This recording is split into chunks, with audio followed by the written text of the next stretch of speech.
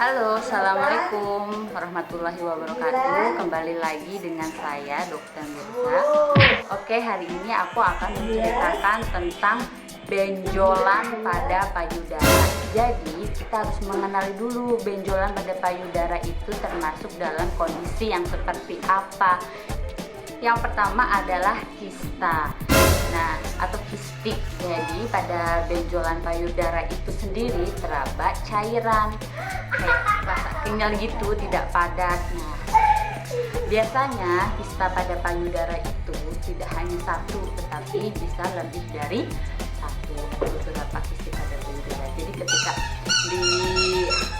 ditekan itu berisi lebih kayak cairan kenyal lunak. Yang kedua adalah fibroadenoma. Jadi fibroadenoma itu termasuk salah satu benjolan pada payudara yang sering terjadi pada usia 20-30 tahun.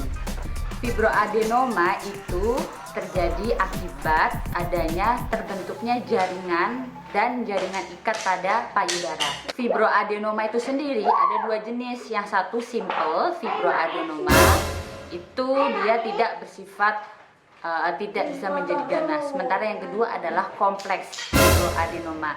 Ya, yang kedua ini dia sifatnya bisa menjadi kanker atau ganas. Sampai saat ini belum ada penyebab yang pasti dengan adanya fibroadenoma.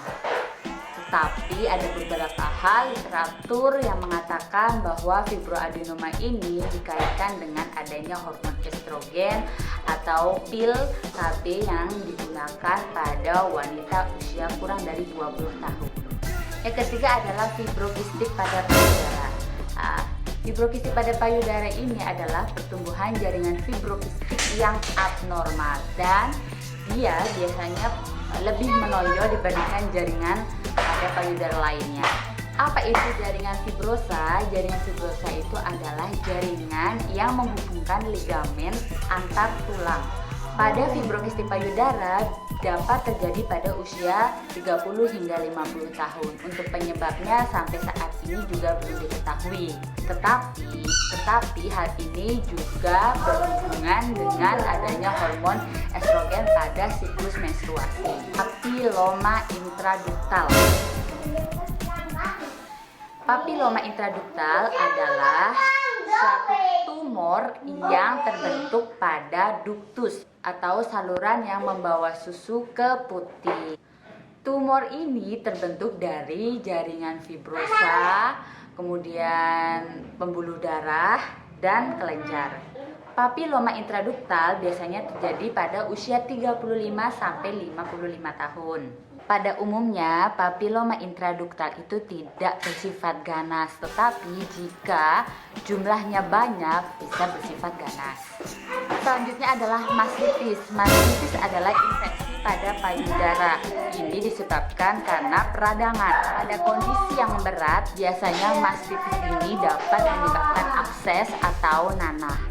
Mastitis pada umumnya dapat terjadi pada ibu menyusui, tetapi kadang juga dapat terjadi pada wanita yang tidak sedang menyusui dan juga pada pria. Mastitis itu sendiri disebabkan oleh bakteri yang masuk ke dalam jaringan kulit, kemudian menginfeksi jaringan payudara. Lipoma adalah benjolan lemak yang tumbuh perlahan di bawah kulit. Benjolan ini dapat tumbuh di leher, bahu, punggung, payudara, perut.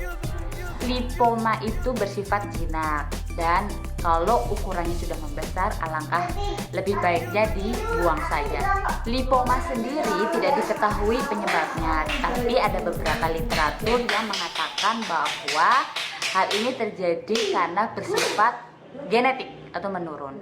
Yang terakhir adalah nekrosis lemak. Nekrosis lemak adalah kerusakan jaringan lemak yang terjadi akibat cedera. Kondisi ini terjadi mungkin setelah menjalani operasi atau radiasi. Beberapa bedah yang digunakan pada payudara, contohnya kayak mastektomi, kemudian biopsi payudara, terus operasi pengecilan payudara, begitu.